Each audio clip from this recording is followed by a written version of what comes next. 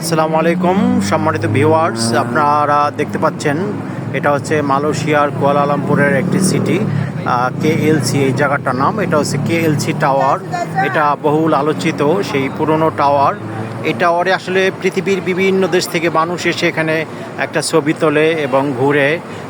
ভিউটা আপনারা দেখতে পাচ্ছেন, এটা আসলে খুবই দর্শনীয় একটি স্থান। সো আমি এখানে দাঁড়িয়ে আছি, তো মনে ভাবলাম যে আপনাদের আমার যে দর্শক, আমার যে ভিউয়ার্স আছে, তারা যেন এটা দেখে এবং উপভোগ করে। সো আপনারা এখানে এসে ঘুরে যেতে পারেন। আসলে মালয়েশিয়ার ট্যুরিস্ট ভিসার যেই রিকোয়ারমেন্টগুলো আছে, এটা খুবই ইজি। এটা যে এত ইজি সেটা আপনি কখনোই বুঝতে পারবেন না। আসলে অনেক সময় খুব 1 ঘন্টার মধ্যে বিষয়টা হয়ে যায়।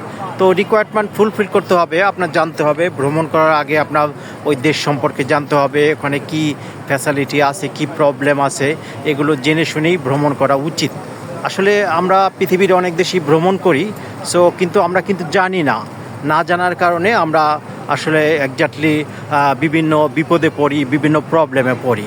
সো আমরা যদি একটু কমন সেন্স, একটু লজিক্যাল ব্রেন খাটিয়ে একটু চিন্তা ভাবনা করি যে ওখানের ওই দেশটা সম্পর্কে একটু জানি, যে ওখানে কি কি প্রবলেম আছে, কিভাবে চলতে হবে, কিভাবে যেতে হবে, কার সাথে কথা বলতে হবে, এবং কিভাবে আমরা যাতায়াত করব, কিভাবে ঘোরাফেরা করব, এগুলো যদি আমরা একজাক্টলি জানি, তাহলে কিন্তু আমরা খুব সুন্দরভাবে ঘুরে আসতে পারি।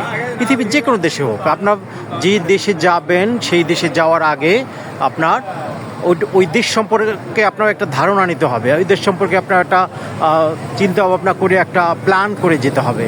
আপনি উইদাউট প্ল্যানে যদি আপনি যান, তাহলে যে কোনো জায়গায় আপনার একটা বিপদে পড়ার সম্ভাবনা আছে। সো আপনার প্ল্যান করে ওই দেশ ভ্রমণ করতে হবে।